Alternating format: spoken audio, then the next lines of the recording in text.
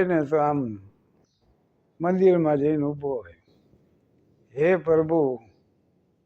મારે પર એક હતો મારો મિત્ર, તો એ મંદિરમાં ગયો. હવે પાછો જઈને શું કરે, હે પ્રભુ એક શેર માટીની ખોટ છે. મેં કીધું ચતુર તું પરણ્યો છો, લગ્ન તારા થયા છે, તું શું શેર માટીની માંગે જઈને ખોટ દેખાડે? તો કે આમ તો કન્યા માટે કહેવું હતું પણ મને શરમ આવી, એટલે પછી મને એમ થયું શેર માટીનું કઈ નહીં, આ તો દીનાનાથ છે એ તો બધું સમજી જાય. પણ એક વાર એ મંદિરમાં ગયો તો પ્રભા એક યુવતી એ વળી પ્રાર્થના કરતી હતી કે હે ભગવાન મારે તો કાંઈ નથી જોતું પણ મારી બાને હારો જમાઈ દેજે. એ વળી આ સાંભળી ગયો એટલે એણે પ્રાર્થના કરી કે હે દીનાનાથ આમનું સાંભળજો. એટલે યુવાન હોય ત્યારે સારા ઠેકાણે હકપણ થાય, એ હકપણ થઈ જાય. પછી ધામધૂમથી એમ કે લગ્ન થઈ જાય, લગ્ન થાય. પછી બસ એક શેર માટીની ખોટ છે તો એના નસીબમાં હોય તો 5-7 શેર આવી પડે. પાછો વળી એક માથું ટેકાવા ખોરડું હોય ને તો બસ એટલે વળી મકાને બની જાય. વળી પાછી તૃષ્ણાનો તો અંત જ નથી આવતો. હવે આ છોકરાઓને પરણાવતો જાઉં તો હું જોતો જાઉં, એટલે આમ કેવા દુઃખી થાય છે એ જોતો જાઉં. પણ તૃષ્ણાનો જીર્ણા વૈમેવ જીર્ણા. અમે નાટકો લખ્યા છે 5 અને એમાં પાત્રોય પાછા ભજવા છો. વનેચંદને હું અમે નાટકમાં પાત્રો ભજવા અને થાન વાંકાનેર મોરબી એમ ગણેશોત્સવમાં ભજવા, વઢવાણ જામનગર એવી રીતે ભજવા. પણ એક મેં જોયું કે નાટકમાં જે લોકો કામ કરતા હોય ને એ બીજું કોઈ કામ ન કરીએ, બીજું કોઈ કામ ન કરી શકે. કારણ કે એમાં તો શું છે, ખખે દેખે હાંજ પાડવાની હોય. રાતે તો મહારાજા ભરતોરી થઈને ઊભો રહે, 92 લાખ માંડવાનો ધણીને, દરબારીઓ બેઠા હોય ને કંઈકને સજા આપે ને કંઈકને ઇનામ આપે ને. એટલે એ બીજી કોઈ પ્રવૃત્તિ ન કરી. અમારા ગામનો એક કિસ્સો છે, ચમન આમ તો મિત્ર મારો, પણ નાનપણથી નાટકના રવાડે ચડી ગયો. એને એના બાપાના ધંધામાં રસ જ નહોતો. બસ એને એમ થઈ ગયું કે મારે મુંબઈ વયો જાઉં, નાટક કંપનીમાં કામ કરું, પછી મારા સારા પાત્રો ભજવું અને પછી ગામમાં આવું મોટર લઈને. પછી નાટકમાં એમ કે પ્રેમ થાય ને એ પ્રિયતમાને લઈને આવું અને ગામમાં પ્રવેશ કરું, બધા વાહ વાહ કરે. એમ ખરેખર એક દી ભાગી ગયો. અને નાટક કંપનીમાં પહેલાં તો સ્ટેજમાં નાના હુના કામ માંડ્યો કરવાનું, પછી ધીરે ધીરે એને વળી પાત્રોય મળ્યા મળવા. અને એમ થતાં થતાં પછી ચમન છે ને રાણા પ્રતાપને, મહારાજા ભરતોરીને એવા માંડ્યો પાત્રો ભજવા, પૃથ્વીરાજ ચૌહાણને. અને નાટકના કલાકારો રહ્યા ને એ જમાનો માઇક તો હતા નહીં, એટલે જે કલાકારો હોય ને એને આમ જોર જોરથી બોલવું પડતું.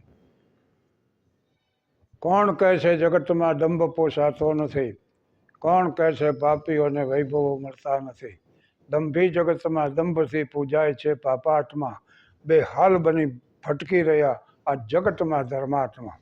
આવા છપ્પા જ્યાં મંડે ને બોલવા થતો માણસ તાલીઓના ગડગડાટ કરે. અને એ આવા પાત્રો મીંડ્યા ભજવા. પછી નાટકીઓને આવા ને તેવા શબ્દો મીંડ્યા જવાને.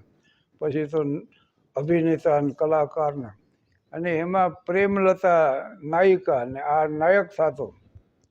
પૃથ્વીરાજ ચૌહાણ થાય તો સંયુક્તા થાય ને એમ કરતાં કરતાં બે વચ્ચે પ્રેમ થઈ ગયો.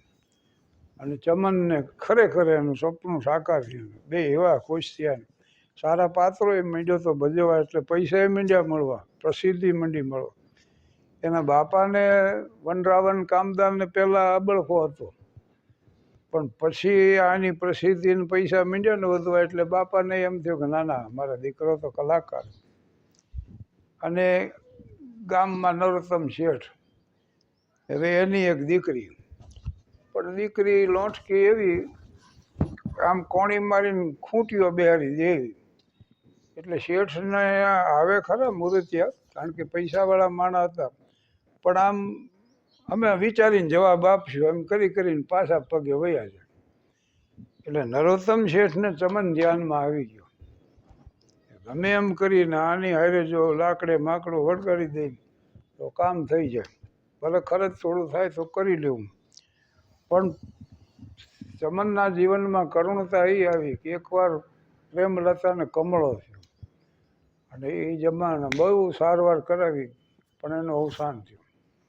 પછી ચમન બની ગયો વિરહી, અને કોઈ પણ લગ્નની વાત કાઢે ને તો ઉશ્કેરાઈ જતો. પછીથી પામ્યા પછી તો આવતા એને માંગા પ્રયાસ કરતા, બીજી યુવતીઓએ પ્રયાસ કરતા, પણ ચમન એના માટે તૈયાર નહોતો થતો. નરોત્તમ શેઠે ચમનના બાપાને કીધું, વનરાવન કામદારને, કે આપણે પરબાનું હક પણ તમારા દીકરા ચમન હારે કરીને. શેઠ બધું એના બાપા બધું સમજી ગયા. એ કે બીજું તો કાંઈ નહીં, પણ મારે ચમનલાલને પૂછવું પડે. નરોત્તમ શેઠ કે હું નથી માનતો, તમે કયો ને તમારું વેણ પાછું ઠેલે.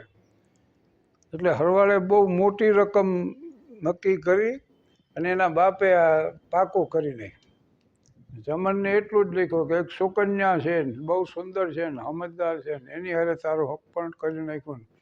એ લોકો બહુ આગ્રહ રાખતા એટલે લગ્નની તારીખે નક્કી કરી નાખીને તું આવી જા. ચમનના કાગળો આવે કે અત્યારે મોટા મોટા શહેરોમાં પાત્ર નાટક ભજવાય છે ને મારું મહત્વનું પાત્ર છે ને હું છોડીને ન આવી શકું. છેલ્લે પછી એને લખ્યું કે હું લગ્નના દિવસે પહોંચી જાય. અને લગ્નના દી આવ્યો ખરો, એના બાપાને ધરપત થઈ ગઈ કે આવ્યો તો ખરો. એની માં ને બધા કુટુંબીજનો ખુશી થયા. ચમને અહીંયાથી લખેલું, લગ્નનો પોશાક હું લેતો આવીશ. એટલે બધાને એમ કે વરરાજાને પસંદ પડે એવો પોશાક લાવે તો શું વાંધો, મુંબઈ જેવા શહેરમાં રહે. મોટી પેટી ઉતારીને ચમનને કે થઈ જા તૈયાર. ચમન તૈયાર થઈને આવ્યો, પણ આખું કુટુંબ હાકા બાકા થઈ ગયું. પૃથ્વીરાજ ચૌહાણના પોશાકમાં આવ્યો, બખ્તર મોટું આઈને અહીં માથે ટોપ ને અહીં સુધી ભાલો ને ઓલા બાજુબંધ રાખેલા હાંકડીઓ બે કોર આની કોર વળી તરવાર ને એક ભાલો ને.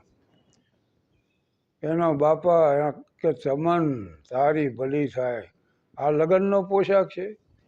એની માએ કીધું કે ચમના તારામાં તો કંઈ બુદ્ધિ છે કે નહીં, આવો પોશાક પહેરી તું લગ્ન કરવાનું. ત્યાં ચમને હાકોટો નાખ્યો, આ પોશાકમાં અનેક વાર હું સંયુક્તાને ભરી ચૂક્યો છું, ક્યાં છે મારો અશ્વ. ચમન હળી કાઢીને ઘોડે સવાર થયો, મારી મૂક્યો વેવાઈના માંડવે જઈને, અને ત્યાં જઈને તરવાર કાઢી સડાક દઈને નાટકના મેજો છપ્પા બોલવા, હાર કે બસ જીતનો છેલ્લો હવે સંગ્રામ છે, આ પૃથ્વીરાજે મોકલેલો યુદ્ધનો પૈગામ છે, ગૌરી શાહ આ નથી કાબુલ, આ તો વીર હિન્દુસ્તાન છે. એમ કરીને પગ પછાડીને એવી તરવાર માંડ્યો હમણવા, ચલણીમાં સરકા બરકા પાડી દીધા, ડેકોરેશન માતર ઉડાડી મૂક્યું. ચમન ઘોડામાં છે ને વાહે આખું કુટુંબ દોડા દોડ પહોંચ્યું. અને કન્યાને એના બાપને હગા એ તો સ્ટેશન ભેગા થઈ ગયા કન્યાને લઈ પચ્યું. ચમનનો આખો પરિવાર આવ્યો, એના બાપા આવ્યા હતા, આમ તલવાર લઈને ઉભેલો, પિતાજી મેદાન સાફ છે. મૂળ તો શું છે, ચમનને લગ્ન નહોતા કરવા, અને ચમનને લગ્ન ન કરવા હાટું આ છેલ્લું પાત્ર એને ભજ્યું ને એ પછી ગામ આખાને યાદ રહી ગયું. આભાર.